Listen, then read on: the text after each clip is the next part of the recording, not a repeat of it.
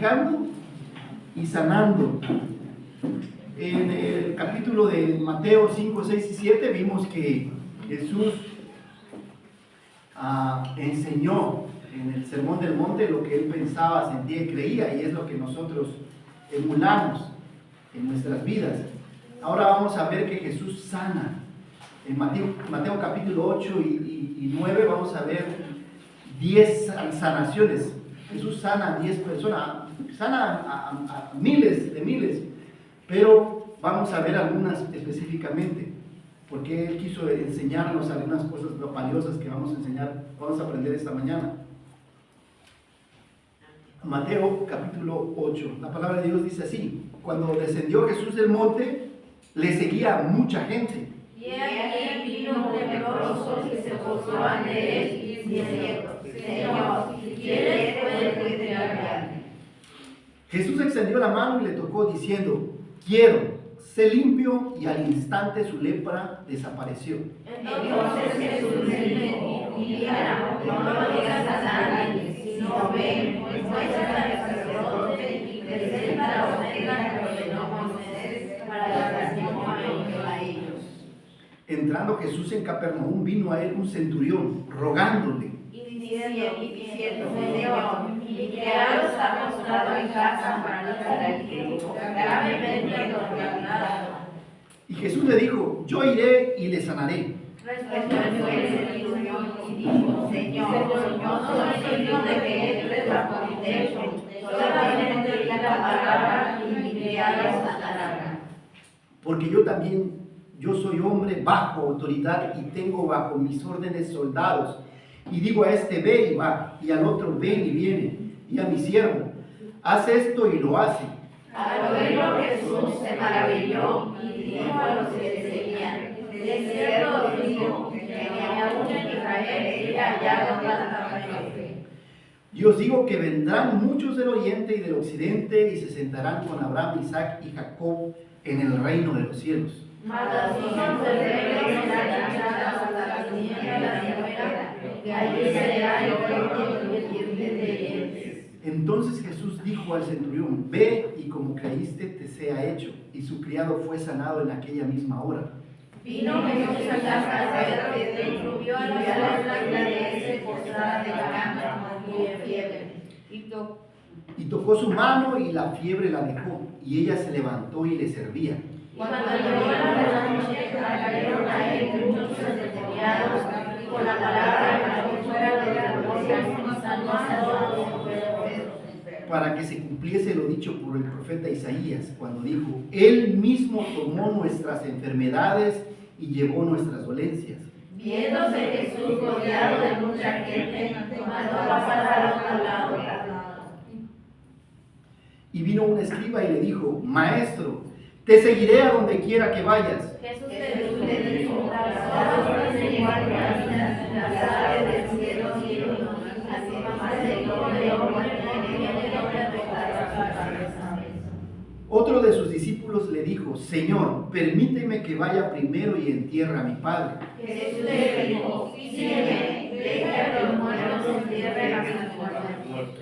Y entrando él en la barca, sus discípulos le siguieron. Y he aquí que se levantó en el mar una tempestad tan grande que las olas cubrían la barca, pero él dormía. Y vinieron sus discípulos y le despertaron diciendo: Señor, sálvanos que perecemos. Él les dijo: ¿por qué tenéis hombres de poca fe? Entonces levantándose, reprendió a los vientos y al mar, y se hizo grande bonanza. Y los hombres se maravillaron diciendo: ¿qué hombre es este que aún los vientos y el mar le obedecen? Cuando llegó la hora propia de la tierra de los gadarenos, vinieron a su encuentro 12 endemoniados que salían de los sepulcros, pero se encampanearon tanto que nadie podía ir a su cabeza. Y clamaron diciendo: ¿qué tienes con nosotros, Jesús, Hijo de Dios? ¿Has venido acá para atormentarnos antes de tiempo? Estaba haciendo ellos hartos de sus cerdos. Y los demonios le rogaron diciendo: si nos echas fuera, permítenos ir a aquel hato de cerdos. Él les dijo, id, y ellos salieron, y se fueron a aquel hato de cerdos, y he aquí todo el hato de cerdos se precipitó en el mar por un despeñadero, y perecieron en las aguas. Y los que los apacentaban huyeron, y viniendo a la ciudad contaron todas las cosas, y lo que había pasado con los endemoniados, todos juntos. Y toda la ciudad salió al encuentro de Jesús, y cuando le vieron, le rogaron que se fuera de sus contornos. Bien, se ha titulado esta predicación Cristo sanador del mundo. Cristo sanador del mundo. Cuando hablamos de sanaciones, la verdad que yo he visto pocos casos. La hermana Joy, ya les he platicado que tuvo cáncer en el estómago y le habían dado algunos meses de vida, como le dieron a nuestro hermano Miguel, que falleció el 31 de diciembre. Pues igual le habían dado poco tiempo, pero gracias a Dios la hermana, después de 20 años, ahí anda, y hemos visto la sanación de Dios. Y ahora tengamos cuidado con los que se dicen sanadores, que lo hacen por dinero. Jesús, vamos a ver aquí unas cosas que Jesús hizo. Cuando sanó completamente. Vamos a ver todas las sanaciones completamente. No es que vete a tu casa, sí, el cuerpo, si tú le das tiempo para recuperarse, llevar un tratamiento, va a sanar, porque es lo que hacen sanadores. En esos sus espectáculos que ya les platiqué la otra vez, que a mí me queda cerca igual el estadio Víctor Manuel Reina, la casa de los Jaguares, que aquí es la casa de los Rayados, y fui a ver una vez que llegó Cash Luna para ver cómo era eso de la sanación, pero nunca sanó a nadie. Y llegaba la gente, no, yo tuve diabetes, yo tuve cáncer, pero no hemos visto a nadie, ningún paralítico que estaba en silla de ruedas. Y se ha demostrado que los que hacen eso son parte de su show, de su espectáculo, pero no hay evidencia de sanación. El cuerpo, lo que decía el doctor Gabriel Gutiérrez, un hermano también allá en Chiapas que le dio cáncer en el estómago a sus 50 y tantos años, y en menos de un año falleció. Nuestra vecina, que también va ahí a Genezaret, la hermana le diagnosticaron por ahí de octubre a noviembre y fueron 2-3 meses de su cáncer del estómago, y apenas la semana pasada igual fue el velorio. Y entonces Jesús sanaba completamente, inmediatamente. No había que vete a tu casa y después sanaba. Sí, hay personas que van a tener enfermedades y después van a sanar. ¿Cuántas enfermedades hemos tenido a lo largo de nuestra vida? Varias y diversas, ¿no? Algunos hasta cirugía. Pero bueno, vamos a ver Jesús cómo sanaba y cómo es la sanidad bíblica. Uno de los mayores problemas del cristiano hoy en día es que le falta fe, ¿no? Está reprendiendo Jesús a sus discípulos, le dice, que están en medio de una tempestad, y dice, hombres de poca fe. Y esa palabra se los dijo poca muchas veces, y a veces somos nosotros. ¿Quién no tiene problemas en este mundo? Todos y todo el tiempo. Y Dios nos dice, confía, si alimento a las aves, te voy a alimentar a ti. Y de ahí vemos a Jesús maravillándose de centurión, de alguien que no era creyente, que era un gentil. Y vemos que la clave por el cual tú puedes tener fe dice cuando tú aprendes a estar bajo autoridad. Cuando tú eres una persona obediente puedes creer. Cuando eres una persona desobediente y rebelde te cuesta creer en tu fe, como los discípulos, y estamos iguales, no estamos lejos de ser igual que ellos. Y Dios nos invita a ser discípulos verdaderos. No olvidemos que tenemos un enemigo que nos acecha de día, porque Cristo expulsa a algunos endemoniados, y ya veremos que tenemos un enemigo con quien luchar cada día. En Mateo 8, el rey se revela como sanador. Mateo agrupa 10 milagros para demostrar a sus lectores que Jesucristo poseía los poderes del rey que el Antiguo Testamento prometía. ¿Se acuerdan? Que Isaías y Jeremías dice, cuando venga el Mesías, el Salvador del mundo, va a sanar a todos. Va a sanar todo, va a dar vista a los ciegos, a los sordos los va a hacer escuchar, a los leprosos los va a sanar, va a resucitar. Y cumplía lo que se había escrito de él en el Antiguo Testamento. Estos milagros fueron credenciales de Cristo, demostrando que era Dios, que era el Mesías. Y podemos observarlo cuando sana al leproso. Y al final, ¿cuál es la reacción del leproso? Va y ofrece una ofrenda y da testimonio de él. ¿Cuál es el testimonio del paralítico? Que el centurión cree, su siervo que está paralítico, el centurión cree, y toda su familia. Siempre hay, después de una sanación, siempre hay consecuencias. La suegra de fiebre de la suegra de Pedro viene sana a la suegra y después le servía, porque en la noche llegan miles de personas para ser sanadas. Después viene el tiempo de los discípulos, viene un fariseo, un escriba, y dice que le pregunta, te seguiré a donde quiera que vayas, pero en la primera sale corriendo. Después dice otro, dice, déjame que entierre a mi padre, deja que mi padre muera y después te seguiré, deja que los muertos entierren a sus muertos. El costo del discipulado, ¿tiene un precio para ser discípulos? Sí. Después vemos que entran a la tempestad y los discípulos, nuevamente Dios prueba a los discípulos, pero eso se lo prueba la prueba. Y de ahí los endemoniados, aún los demonios le piden permiso, déjanos ir en aquel acto de puercos, ¿no? Porque Cristo es superior, ¿no? Por los que creen que Satanás tiene poder. Cuando tú conoces a Dios y a Cristo y al Espíritu, te ríes, ¿quién es Satanás? Digo, no te burlas, porque Satanás tiene poder, pero no puedes compararlos. Es como comparar a un gigante con una hormiga, y tal vez me quedo corto. El versículo a memorizar es el versículo 10. Al oírlo Jesús, al oír al centurión, se maravilló y dijo a los que le seguían. Vamos todos al 10 para que leamos juntos. El 8-10, ¿qué dice? Versículo 8-10, todos juntos. 1, 2, 3. Al oírlo Jesús se maravilló y dijo a los que le seguían, de cierto os digo que ni aún en Israel he hallado tanta fe. Imagínense, Dios maravillado, Dios sorprendido. Eso difícilmente lo vas a ver, nada más cuando la mujer griega que llega a pedir por su hija y que dice que le ayude, y dice, no es correcto, Jesús le dice, no es correcto que los perritos coman de la comida de los hijos. Dice, pero aún los perrillos comen de lo que cae. Dice, grande es tu fe. Y generalmente fue de gentiles, nunca fue de judíos, nunca fue de sus discípulos, que se maravilló, que Dios se sorprendió. ¿Qué nos enseña este capítulo? Que debemos enfrentar las enfermedades y los problemas de la vida con fe. ¿Qué propone el sermón? Porque Cristo es tu sanador, tú debes refugiarte en Él. Porque Cristo es tu sanador, tú debes refugiarte en Él. ¿Cómo? Con fe. ¿Cómo? Se necesita fe, con fe. El capítulo 8 comienza en donde el capítulo 4 se quedó. El sermón está a la mitad, capítulos 5, 6 y 7 vimos sobre el sermón del monte. Pero cuando concluimos con el capítulo 4, ¿se acuerdan ustedes lo que él estaba haciendo? En el versículo 23, 4-23 dice que Jesús fue por toda Galilea enseñando en la sinagoga de ellos, predicando el evangelio del reino y sanando toda enfermedad y toda dolencia en el pueblo. Se difundió su fama por toda Siria y le trajeron todos los que tenían dolencias, los afligidos por diversas enfermedades y tormentos, los endemoniados, los lunáticos y paralíticos, y los sanó.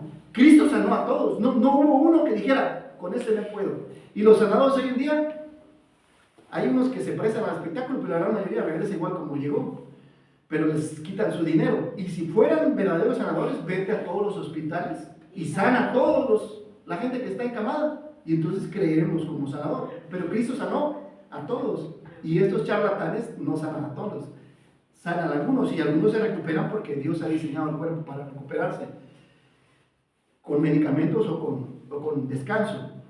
Y le siguió mucha gente de Galilea, de Decápolis, Jerusalén, Judea y del otro lado del Jordán. Antes de subir al monte, sanó a miles. Subió al monte, predicó un sermón, bajó y comenzó nuevamente a sanar a miles y miles de curaciones. Y él sanó a todos los que vinieron a él. No hubo ni uno que regresara con la enfermedad. Él sanó a todos.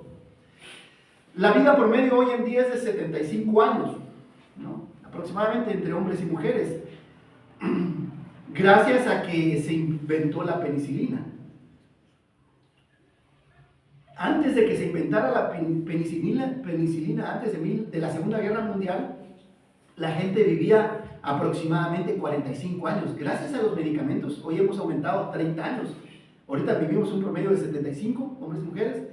Antes de la Segunda Guerra Mundial y del invento de la penicilina se vivía hasta 45 años. Eran pocos los que pasaban de los 50 años.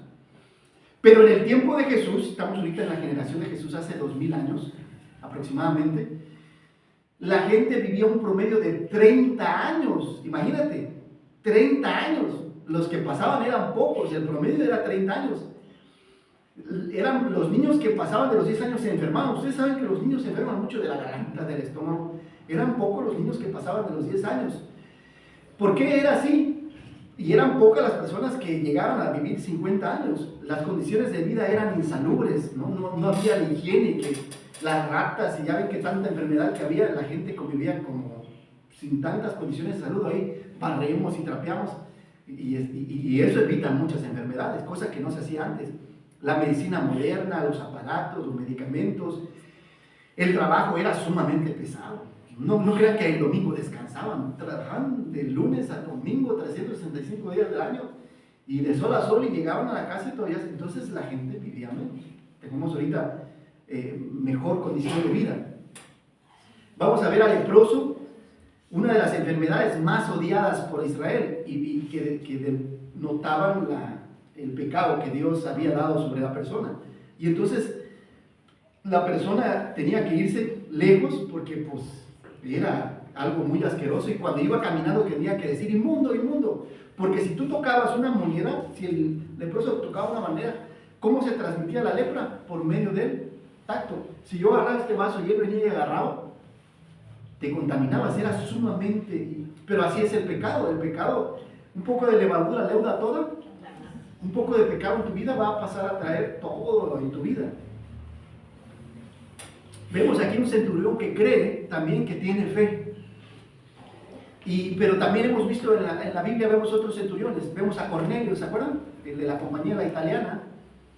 Y que dice que tiene fe, que daba limonas, ofrendas, diezmos y apoyaba al pueblo. Y Dios le manda a Pedro.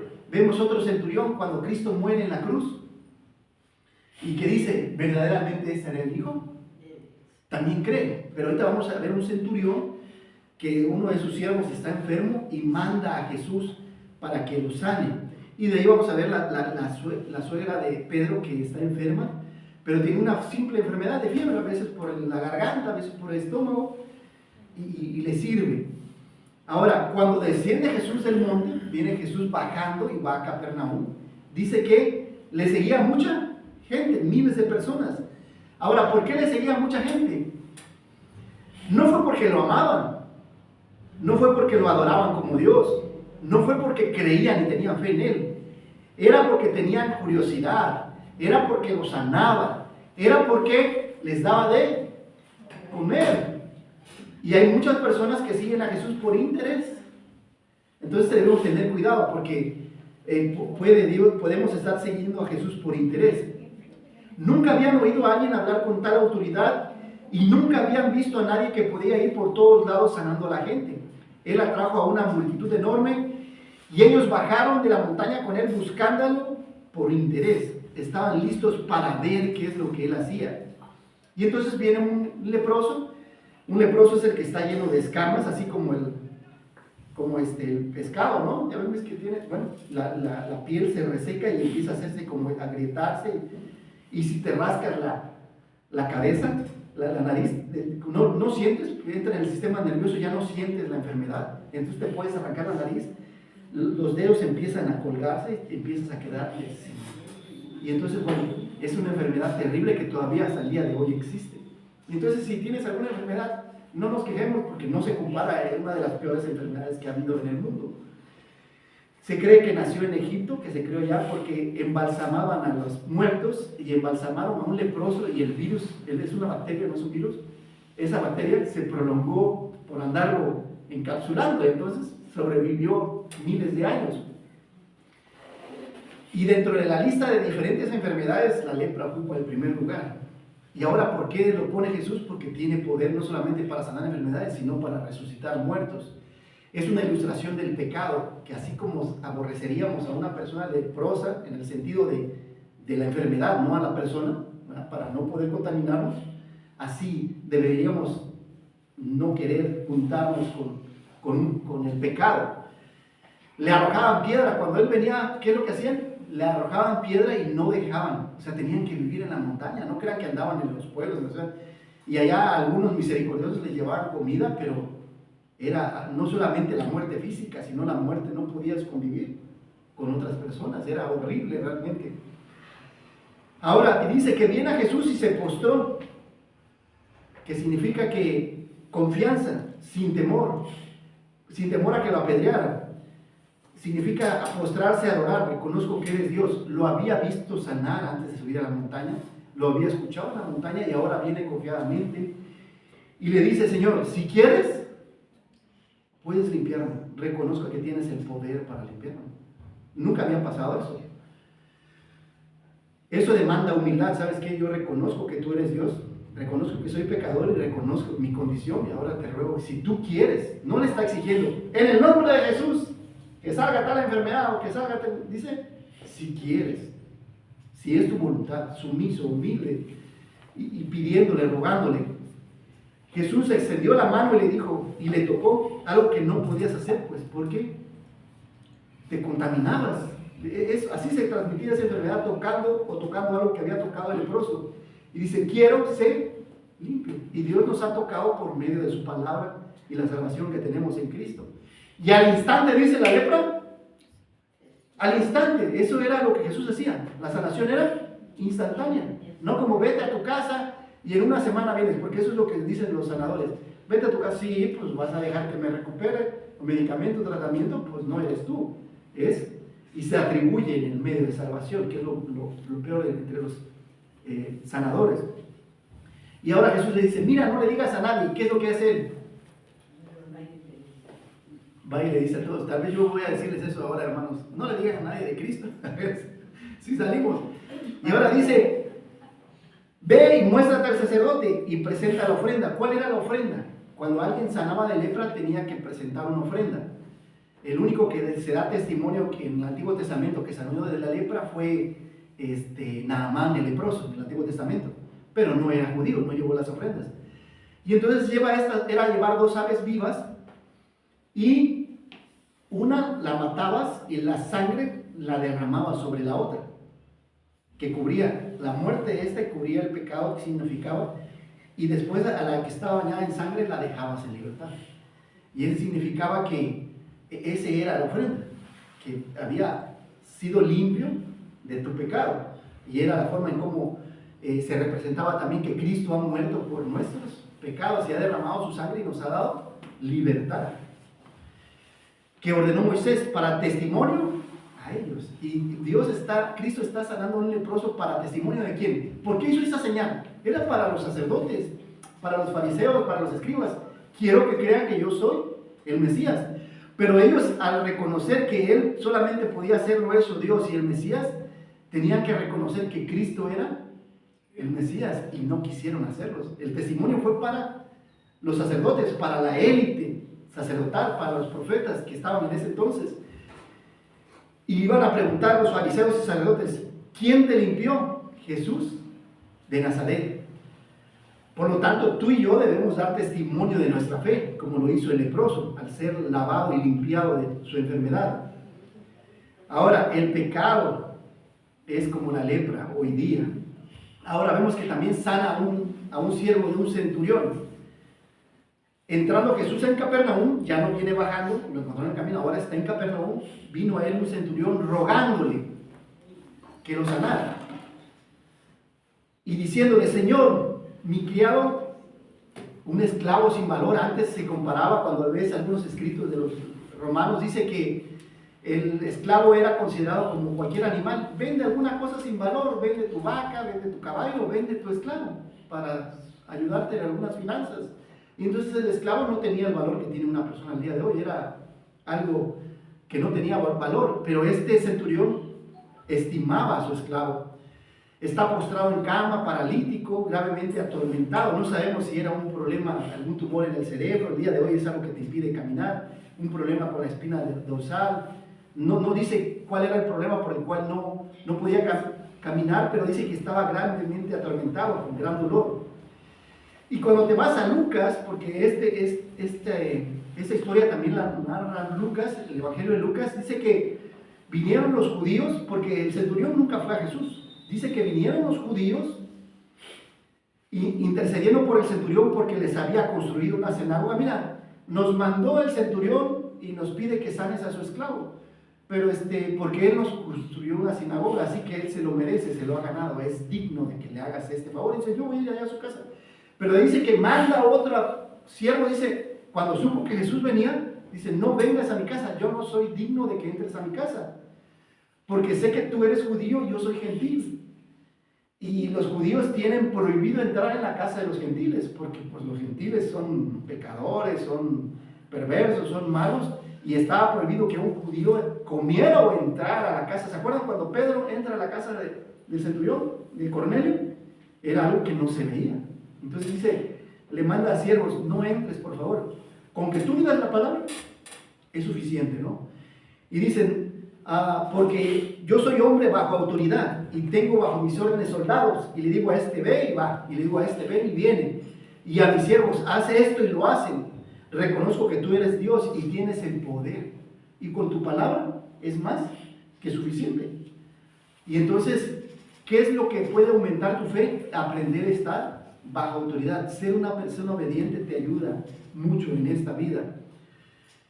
3 grandes grupos de autoridades, que es para desarrollar el carácter, para influenciar e influir en la vida y en la conciencia de las personas. Primero está la iglesia, la familia y las instituciones. ¿Qué dice la palabra de Dios? Sujetaos a vuestros pastores porque ellos velan por vosotros. La familia, honra a tu padre y a tu madre para que te vaya bien y seas de larga vida sobre la tierra. Y tercero, las instituciones, el gobierno, el trabajo, la escuela. El gobierno dice que someteos pues a vuestras autoridades porque ellas han sido establecidos por Dios, para bien del que hace bien y para el mal, para castigar al malhechor. Y ahora en el trabajo pues tienes a tu jefe, ¿no? Dice que tenemos que sujetarnos a los jefes, aunque sean difíciles de soportar, aunque sean negreros, aunque sean abusivos, en la medida, ¿verdad? Y en la escuela, los alumnos se sujetan a los maestros, respetan, aunque ya no existe eso.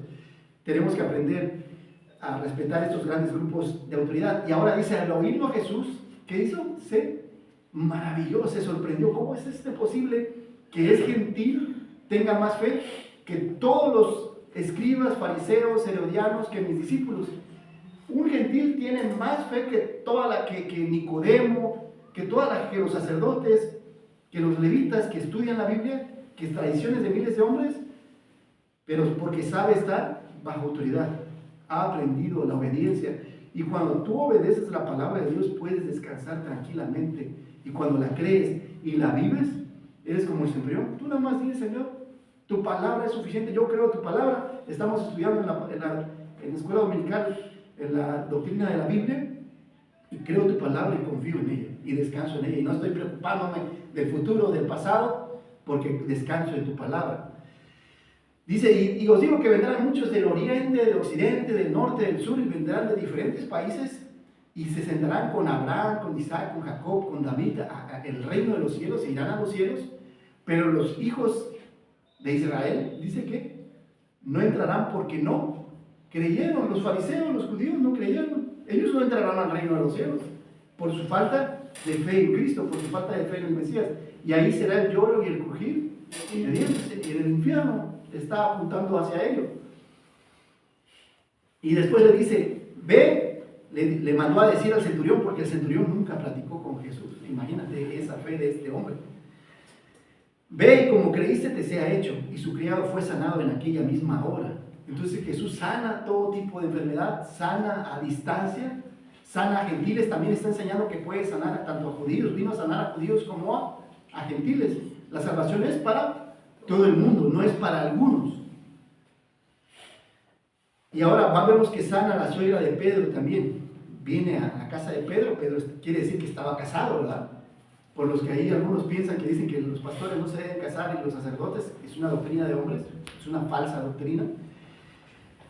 Y la suegra era judía, por supuesto, postrada en cama con fiebre, parecía una enfermedad menor, algunos piensan que era malaria. Los fariseos solían ponerse de pie y decían lo mismo cada mañana, ¿no? Te doy gracias porque no soy esclavo, porque no soy gentil y porque no soy una mujer, porque Dios también vino a darle su lugar a las mujeres, cosa que antes los judíos menospreciaban a las mujeres. Tú eres mujer, tú eres inferior. Doy gracias a Dios porque no soy ni mujer, ni gentil, ni perro. Así comparaban a las mujeres, no tenían ningún valor. Hasta el día de hoy, la forma en cómo algunos países orientales, cómo tratan a las mujeres que se tienen que cubrir y no tienen derecho a voto y no tienen derecho a muchas cosas, pues igual, antes la mujer, ahora Jesús dice, la mujer para mí es valiosa y también le doy su lugar. Observamos a Jesús sanando a un paralítico esclavo, gentil, y ahora sana a una mujer de fiebre. Los fariseos estaban enojados porque este grupo era indigno de sanidad. Para como lo veían los fariseos, tu mujer no eres digna de ser sanada. Menospreciaban a las mujeres. Y toca su mano, nuevamente Jesús toca con el paralítico. Al leproso lo tocó, a la suegra de Pedro la tocó, pero al paralítico a distancia. Entonces, ¿podemos confiar a Dios en nuestras enfermedades? Amén. Sí, aunque Él está en los cielos, Él puede ayudarnos en nuestras tribulaciones. Claro que sí. Y después ella se levantó y ¿qué hacía? Le servía. Dios espera que le sirvamos. Dios, la peor enfermedad que hay en este mundo es el pecado. Dice que Él sanó todas nuestras enfermedades y las llevó a la cruz. ¿Cómo entró el pecado? ¿Cómo entró la enfermedad? Por medio del pecado. Morimos porque por la desobediencia de Adán y Eva. Y el pecado pasó a todos los hombres por cuanto todos pecamos y todos enfermamos y todos morimos. ¿O conocen a alguien que no muera? ¿O no se enferme? Debido al pecado. Pero Él, por medio de la cruz, perdonó la mayor enfermedad, que es la muerte.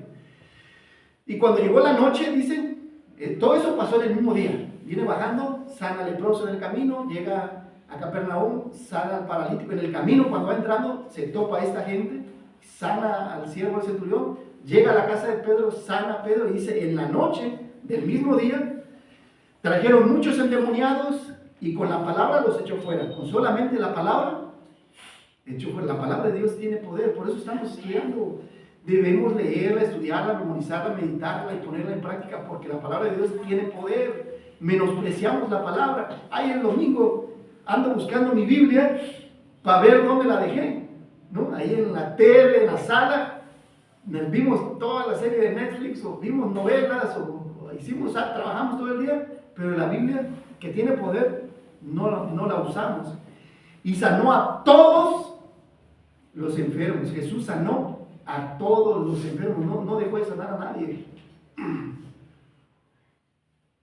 Porque cuando una persona se enferma se desespera más si es una enfermedad terminal y va y cree en estos charlatanes y le sacan el dinero. Para que se cumpliese lo dicho por el profeta Isaías, cuando dijo, Él mismo tomó nuestras enfermedades y llevó nuestras dolencias en la cruz. Ahora, cuando Jesús empieza su ministerio de sanación, sanó a todos y todo tipo de enfermedades. Esto está muy interesante. En Palestina, en el tiempo de Jesús, no había ningún enfermo. Escuchen, en Palestina, en el tiempo de Jesús, no había ningún enfermo. Gracias a su ministerio de sanación. Es impresionante lo que hace la vida de Cristo en tu vida. Tú puedes tener ahorita una enfermedad, pero si permites que Cristo te acompañe en la enfermedad, tiene otra connotación tu enfermedad. Permite que Él y su palabra te consuelen. Los judíos sabían que Jesús podía sanar cualquier enfermedad porque lo habían visto, pero nunca le reconocieron como Mesías. Porque al reconocer que Él había sanado, que decía Él, en el nombre de los demonios, en el nombre de Belzebú, echa fuera demonios. No, ¿cómo puede Jesús estar en una casa peleando sobre sí misma? No. El reconocer que Jesús podía sanar cualquier enfermedad era reconocerlo como el Mesías, como el Salvador del mundo, el que estaba escrito en el Antiguo Testamento. Jesús llegó con su poder sanador y sanó a miles de personas. Fue una revelación de que Él era Dios. Por eso Cristo dijo muchas veces, crean en mí por causa. Dice, si no creen en mis palabras, crean en mis obras. Eso lo dice Juan. Si no creen en lo que yo digo, crean en lo que yo he estado haciendo, pues he sanado a miles de personas. Crean en mis obras. Jesús es diferente a los sanadores carismáticos del día de hoy. Él sana con una palabra o un toque. No hubo ningún truco mágico, no hubo ejercicios, no hubo un espectáculo de luces ni música, no estuvo pidiendo dinero, solo una palabra y un toque. Él sanó al instante a la mujer de flujo. ¿Se acuerdan que la mujer de flujo llegó y lo tocó? Los leprosos simplemente, inmediatamente, los 10 fueron sanados. Los ciegos vieron la vista inmediatamente, los sordos escucharon. A veces utilizó un poco de tierra o algo, pero fue instantáneo, fue a todos e instantáneamente.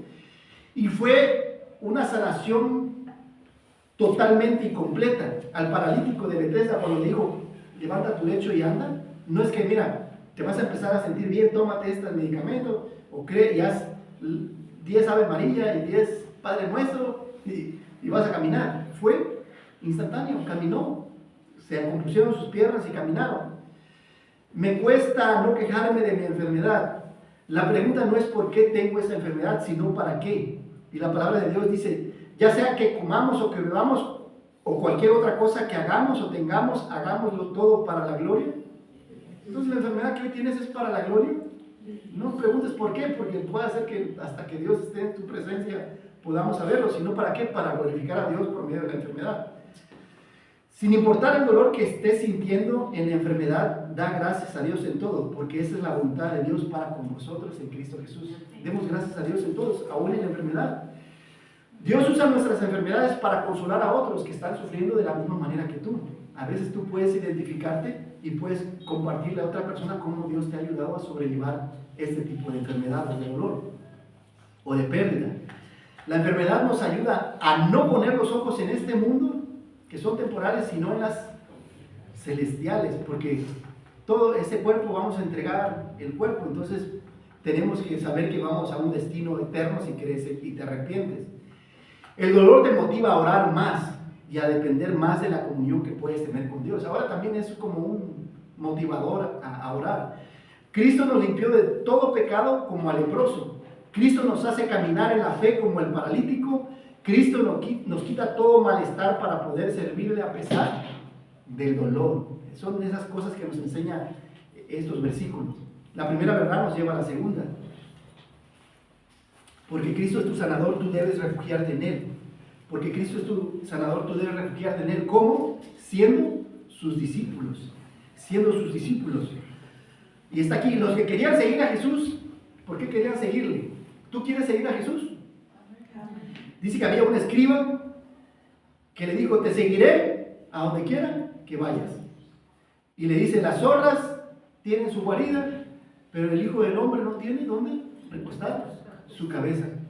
Otro discípulo dice, condiciona el seguir a Jesús. Deja que mi padre se muera y lo entierre, después voy a ir. Deja que los muertos se entierren.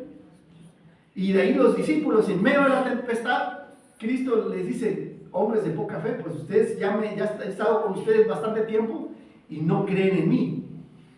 Y ahora, ¿quién era este escriba? Era una persona el escribano, que agarraba la Biblia y la traducía, era una persona, un doctor de la ley. Y le dice a uno de los filósofos, Diógenes, que creía en esto de ser muy austero en la forma de vivir, tenía una taza como, aquí no muy he visto eso, pero allá en Chiapas, en el sur tenemos unos guacalitos así que son para el pozol, ¿sí los han visto? ¿Verdad? O para recoger agua, unos trastecitos. Y ahí mismo Diógenes servía su comida y su agua, dice. ¿No?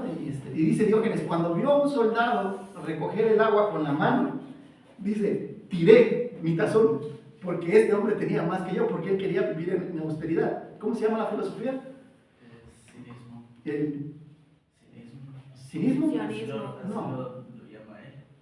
Bueno, Carismáticos. no. Entre los filósofos tiene, no me acuerdo cómo se llama, que él vive una vida muy austera. Y entonces dice, Jesús le dice, yo vivo. Cristo vino a vivir una vida completamente austera. Parte de ser discípulo es no aferrarte a las cosas materiales. Algo que limitaba a este escriba y que le impidió seguir a Jesús. ¿Sabes qué? Yo no tengo nada que darte. O sea, si tú crees que vas a tener dinero, ropa, o vamos a estar en un palacio, no. Vas a venirme y vas a seguirme con lo que tiene. Y el escriba ya no le siguió, porque primero eran cientos de discípulos que querían ser sus discípulos, pero se fueron desmarcando al ver cómo vivía Jesús. Ahora, eso significa que debemos calcular el precio para seguir a Jesús. Dejar la familia, es lo que está invitando Jesús a estos discípulos. Y hace una comparación, dice, porque y cuando este mismo versículo te vas a otro evangelio, dice, cualquiera que quiera ser mi discípulo, dice, tiene que dejar a padre. Si no está dispuesto a dejar padre, madre, hijo, hija, hermano, hermana, no es digno. Y Dios te puede estar llamando a dejar tu familia. Cuando venimos acá tuvimos que dejar a nuestros hijos con mi esposa, Y fue doloroso porque, pues, ustedes saben que tus hijos, ¿verdad? Son tus tesoros, son tus amores.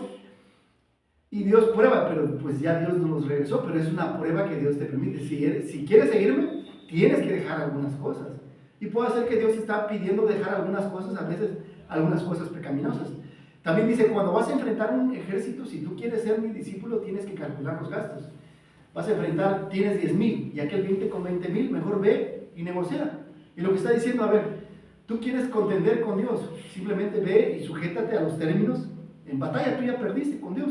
Mejor ve y dile qué quieres que yo haga. Y ya no estés peleando porque hay unas cosas que no queremos ceder.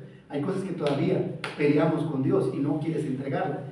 Tu pareja, tus hijos, tu dinero, tu tiempo, hay cosas que no quieres entregar y ceder a Dios, ya te venció.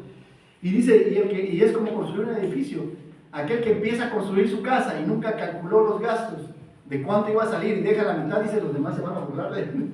Empezó a construir y dejó la casa a mitad. Dice, construir significa que tienes que reconstruir. Hay cosas en tu vida que tienes que seguir edificando. Tu carácter, puede ser que seas celoso, puede ser que seas mentiroso, puede ser que seas perezoso, y hay cosas que tienes que cambiar en tu vida. Cualquiera que no renuncie a todo lo que posee no puede ser mi discípulo, es lo que está diciendo Cristo. Y sería bueno preguntar ahorita, pregúntate, ¿a qué cosas no has querido renunciar? Quien se agarra a la primera emoción se soltará la primera estirón, que es lo que le pasó al escriba. Seguir a Jesús cuesta. 10 cosas que se esperan de mí como discípulo de Cristo, por mencionar algunas, de ahí son más. Amar a Dios. Si me amáis, guardad mis mandamientos. Orar, orando sin cesar, venceremos. Pedir y se os dará. Meditar en la Biblia. Eso significa leerla, estudiarla, memorizarla, meditarla y después ponerla en práctica. Juan decía, escudriñad las Escrituras porque en ellas os parece que tenéis la vida eterna. Es escudriñar, es eso, es meterte, ahondar. No dejando de congregarnos como algunos tienen por costumbre, porque algunos consideran, este domingo voy, el otro no. Un mes voy, unos vienen una vez al año y piensan que ese será un verdadero discípulo. Perdonar, Dios nos invita a perdonar, a veces nos cuesta perdonar algo que nos hicieron, pero si Dios perdonó todos nuestros pecados, ¿por qué no hemos de perdonar alguna falta de la pareja, del hijo, del vecino, de la familia? Dar frutos, amor, gozo, paz, paciencia, benignidad, bondad, fe, mansedumbre, templanza, eso se espera de cada uno de nosotros. Obediencia, sed hacedores de la palabra y no solamente, y es parte de lo que tenía el centurión, ser obedientes. Testimonio, vosotros sois la luz del mundo. Y una luz no se agarra y se pone debajo de la cama, ¿se pone dónde? En un lugar arriba para que ilumine a todo el mundo. Fe, como la del leproso. Si quieres limpiarme, límpiame, bien puedes. Y el centurión, solamente di la palabra y mi siervo va a ser sanado. Y entonces hace falta fe también en esta vida. Ahora también hace falta que tengamos un poquito de ser discípulos, el poder ser discípulos. Y ahora otro discípulo le dice, Señor, permíteme que vaya y entierre a mi padre. Dice, el escriba iba demasiado rápido, el primero. Este otro discípulo era demasiado lento para seguir a Jesús. La demora en actuar es tan mala como la premura en actuar. Algunos discípulos no son llamados por Cristo, se apuntan solos, levantan la mano, pero en las primeras pruebas de la vida, ¿qué hacen? Salen corriendo. Algunos van a venir algún tiempo, pero cuando vengan enfermedades, cuando vengan problemas, cuando vengan pruebas, es como lo que dice la parábola del sembrador, que fue sembrado entre piedras, y los afanes de este mundo, ¿verdad? Los afanes de la vida, se van a llevar la palabra y salen corriendo y ya no los vemos más. Algunas iglesias hacen pastor a cualquiera que levante la mano.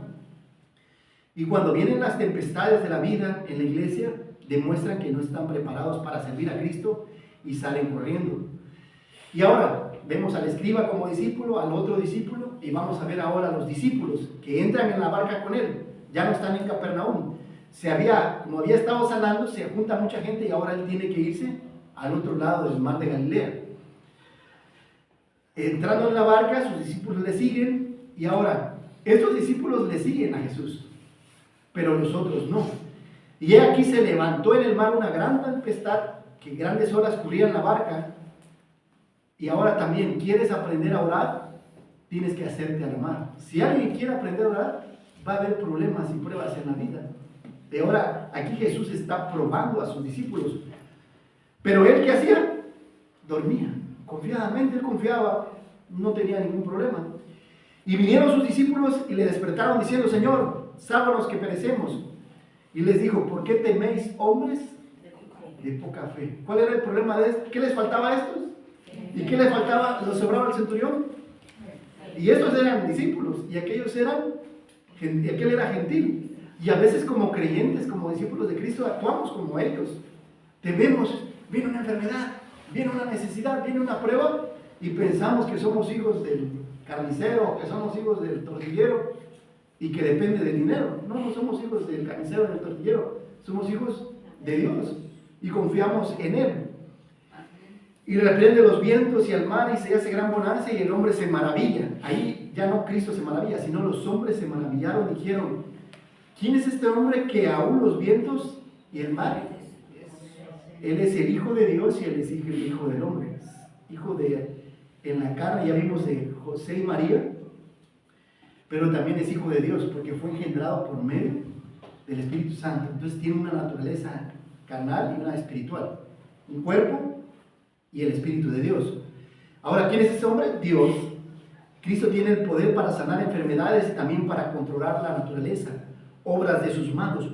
Por eso, cuando a veces hay un huracán, cuando hay una inundación que acaba de pasar en Texas, en Estados Unidos, cuando hay algún volcán, cuando hay un tornado, cuando hay un tsunami, ¿quién controla esas cosas?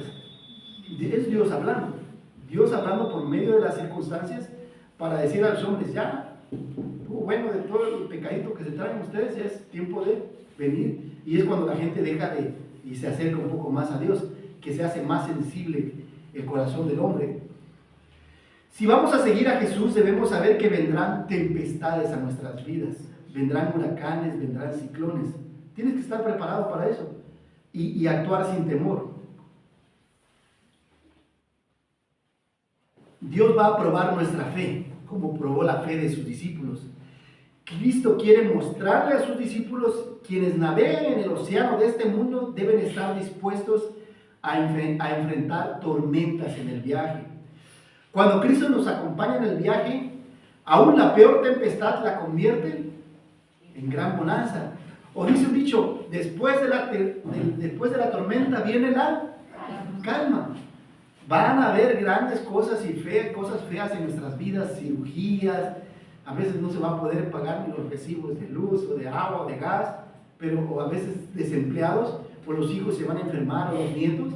Pero saber que Dios al final va a salir el sol y todos esos grandes problemas se van a quietar hasta que terminemos de vivir esta vida.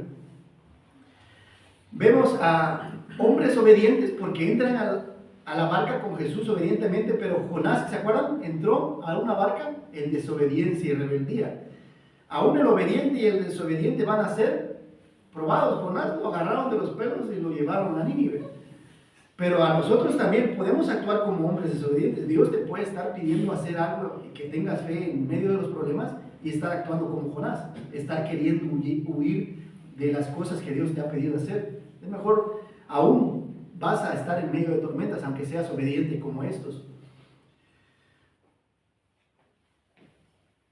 En la iglesia alemana, durante el nazismo, ¿se acuerdan? La iglesia de Cristo que había en la Alemania, en el tiempo de Hitler, hubieron muchos pastores que predicaban la gracia, pero callaban ante los homicidios del gobierno. Hubieron pastores cristianos que se levantaban y predicaban la palabra de Dios, pero no dijeron nada de lo que Hitler estaba haciendo. Ese era un pastor cómodo. Era una gracia barata. La gracia barata es la idea de que puedes obtener la salvación y el perdón de los pecados sin un cambio real de vida, compromiso o arrepentimiento genuino. ¿Se espera de ti un cambio como discípulo? Sí, se espera de ti un cambio. Me cuesta ser discípulo de Jesús. Recuerda que cuando Cristo te llamó a ser su discípulo, te llama a morir al yo y a vivir para servirle. Cada domingo predicamos la palabra de Dios.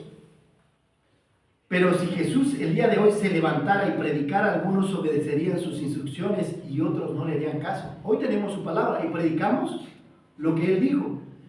Pero si hoy Jesús viniera y se predicara aquí, en mi lugar, y predicara, algunos van a obedecer y otros no le van a hacer caso. Y hoy es lo mismo, predicamos su palabra y algunos obedecen y otros no parecieran sus discípulos. ¿Predicamos la palabra de Dios cada domingo, sí o no? La leemos y la estudiamos y la predicamos, porque no estamos llevando el libro de Mormón, gracias a Dios, ni el Atalaya, ni el Despertar. ¿Y por qué no le obedecemos? ¿Qué nos pide hoy en el sermón? Porque Cristo es nuestro sanador, tú debes refugiarte en Él. ¿Cómo? Con fe, siendo sus discípulos. Y el tercer punto va a ser, ya ahorita les diré. Ahora, ¿cuál es el problema? ¿La palabra de Dios que tiene poder o nosotros que no la ponemos en práctica? ¿Cuál es el problema? ¿La palabra tiene poder o nosotros no ponemos en práctica su palabra? Sufrimos porque no obedecemos ni somos hacedores. ¿Qué significa si alguno quiere venir en pos de mí, niéguese a sí mismo, tome su cruz y sígame? Jesús invita al escriba para que lo siga. Al otro discípulo le está diciendo, sígueme, y a sus discípulos hoy nos dice, sígueme.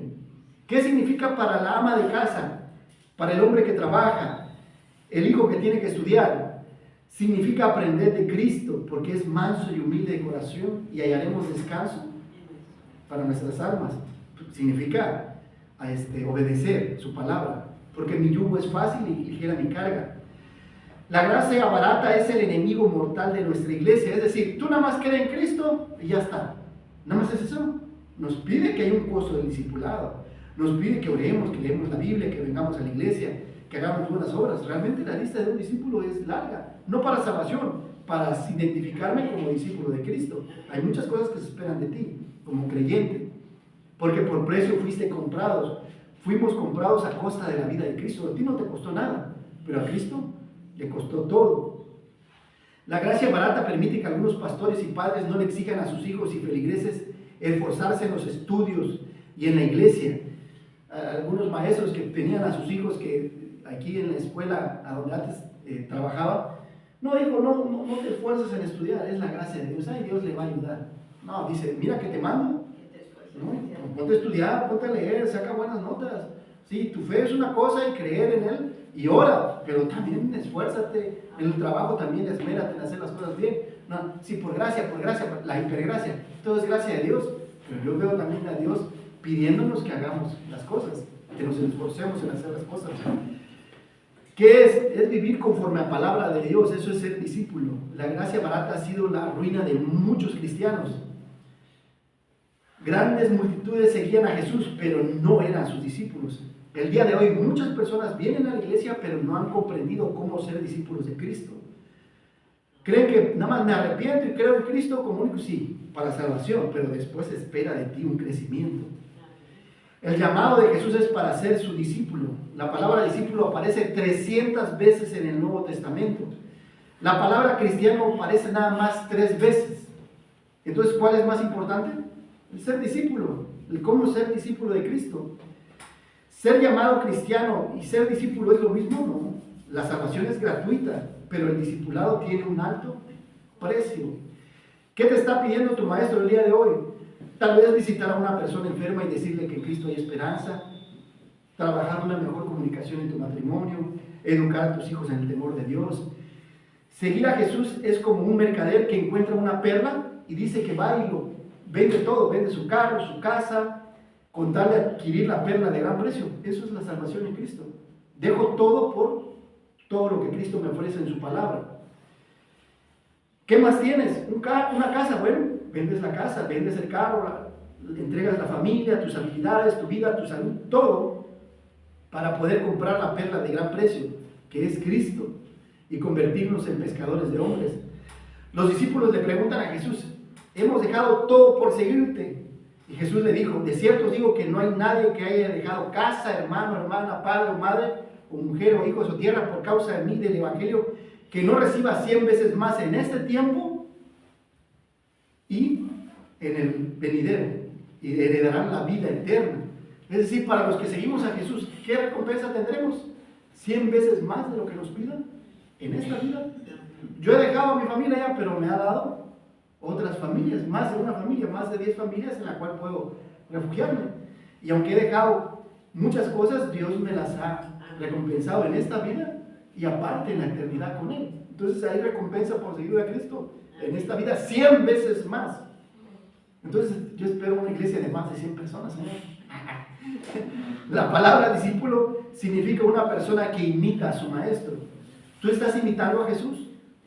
¿Eres una fiel copia de Cristo y podemos llamarte discípulo? La palabra seguir significa ir o moverse en la misma dirección para ser gobernado y dejarse guiar por el liderazgo de Cristo.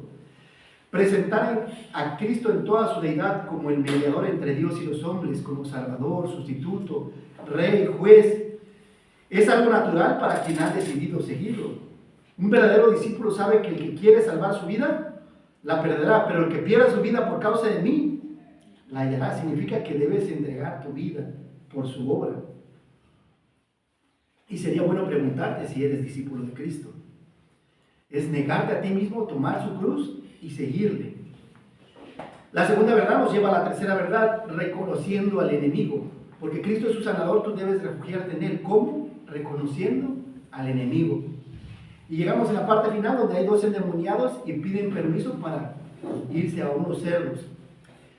Cristo se enfrenta de nuevo a su enemigo. En el capítulo 4 lo vemos en el desierto, enfrentando 3 tentaciones, ¿verdad? Los deseos de los ojos, los deseos de la carne y la vanagloria de la vida. Y aquí vemos a Cristo enfrentando a estos gadarenos en Gadara, enfrentándolo en una tumba. Los demonios terminan con los cerdos igual que el hijo pródigo, ¿se acuerdan? El hijo pródigo deja a su padre y termina comiendo las algarrobas de los cerdos. Pero ahora estos endemoniados, por alguna razón, se habían alejado de la familia, de los padres, estaban en un cementerio donde dice la gente no se atrevía a pasar porque de alguna manera ya habían hecho estragos. Y es lo que hace Satanás en nuestra vida. Quiere separarnos de Dios, quiere separarnos de la familia, quiere quitarnos la razón, pero es el enemigo. En este capítulo vemos 3 ruegos. Primero el discípulo que le pide, te ruego que me permita seguirte, y no le permite. Después uno de los hombres de los que es sanado le ruega que lo siga, le dice, no, ve y da testimonio de mí. Y después la ciudad le ruega a Jesús, por favor, vete de nosotros. Ahora, cuando Jesús llega a la otra orilla, a la tierra de Gadarenos, encuentra 2 endemoniados en los sepulcros, feroces en gran manera, y dice, ¿qué tienes con nosotros, hijo de Dios? Primero le reconocen como el hijo del hombre y después como hijo de Dios, porque Jesucristo es 100% Dios y 100% hombre. Ya veremos eso en la doctrina de Cristo.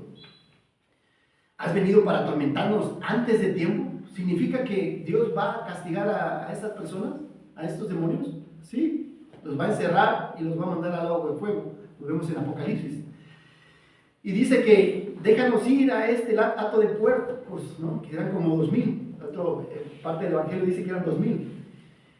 Y dice, si nos echas fuera, y dice, y fueron y los despeñaron sobre las rocas, sobre las aguas.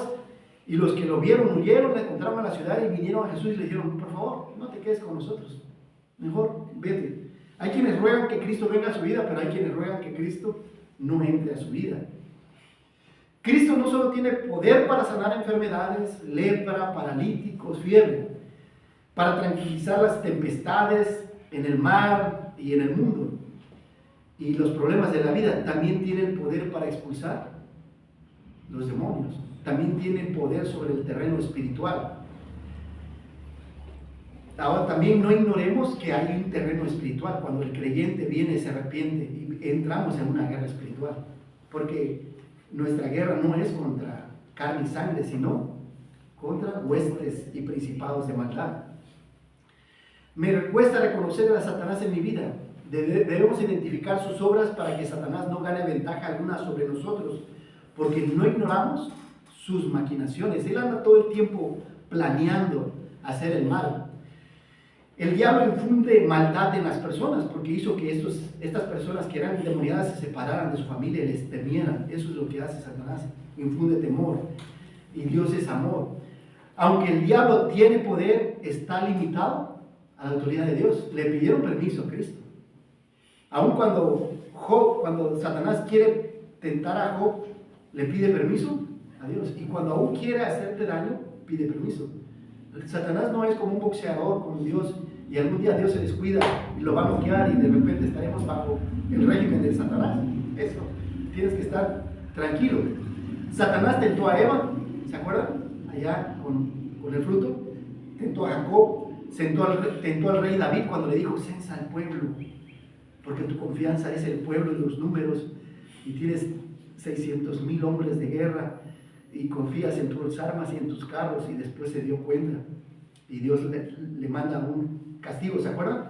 Que eran 3 años de estar con problemas de hambre, 3 meses con sus enemigos detrás de ellos y 3 días bajo la mano de Dios, y él elige estar bajo la mano de Dios y Dios manda una plaga. Satanás tentó a Jesús en Mateo capítulo 4, ¿se acuerdan? En el desierto.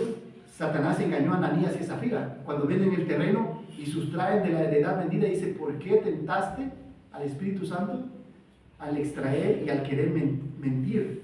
Y mueren en ese momento.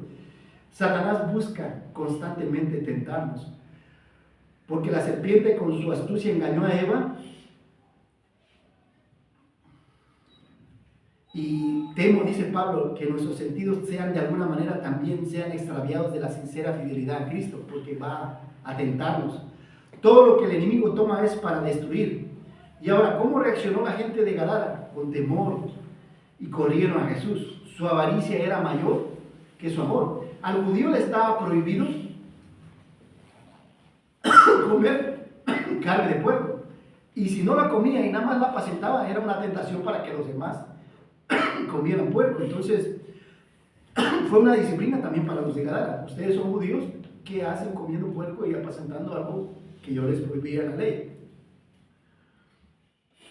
Todo lo que el enemigo toma es para destruir. A través de los siglos las personas prefieren a los cerdos que a Cristo.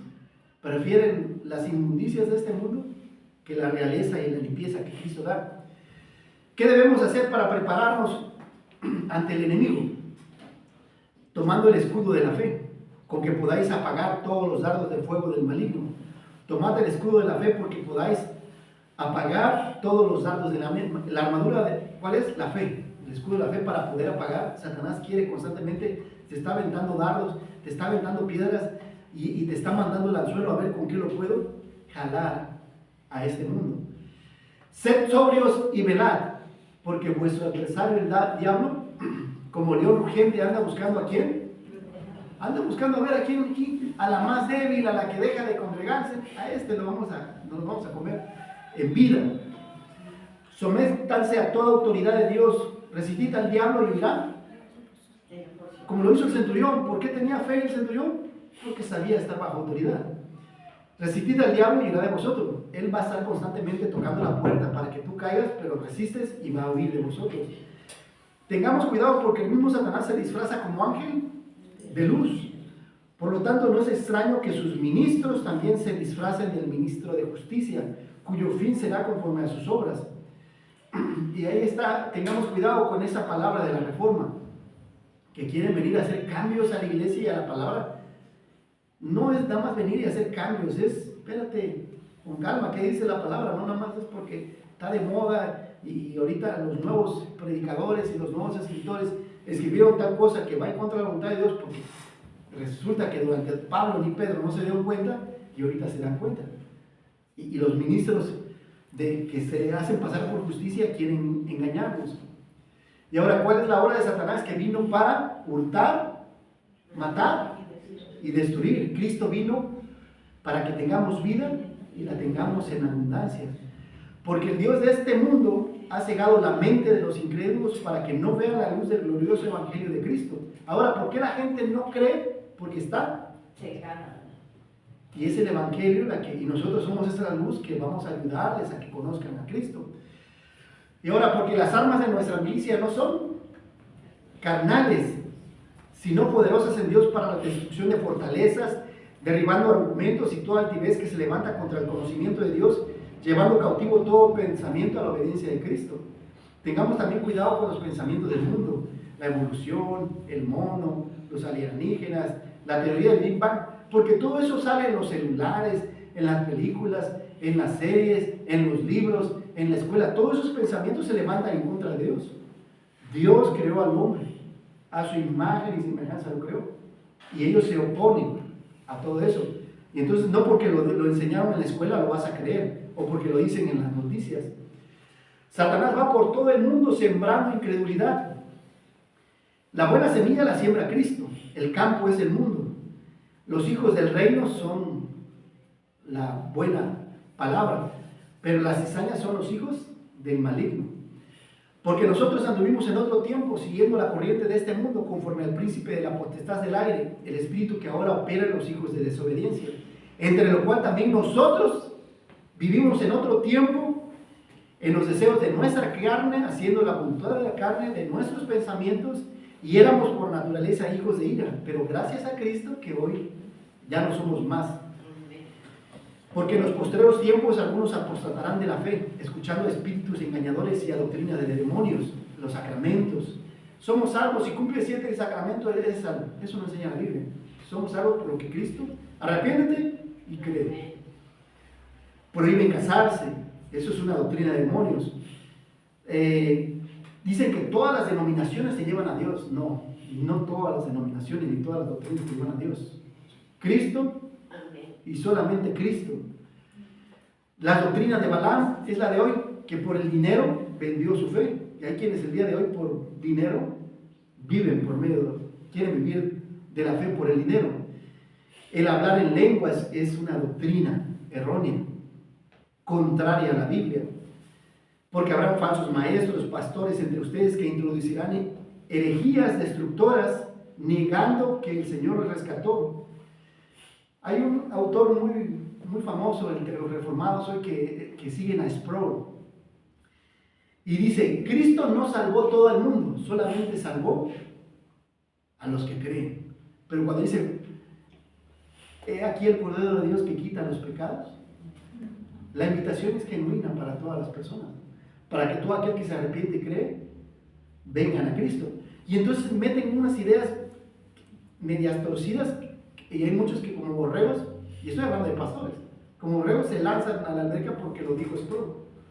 No seguimos Sproul, no somos calvinistas, seguimos la palabra de Dios y buscamos hacer la palabra de Dios. Y muchos seguirán sus caminos destructores, por causa de los cuales el camino de la verdad será blasfemado, por avaricia los explotarán, ¿no? El evangelio de la prosperidad. Y es la palabra de Dios que tiene poder sobre las enfermedades, sobre los problemas en nuestras vidas y sobre los demonios.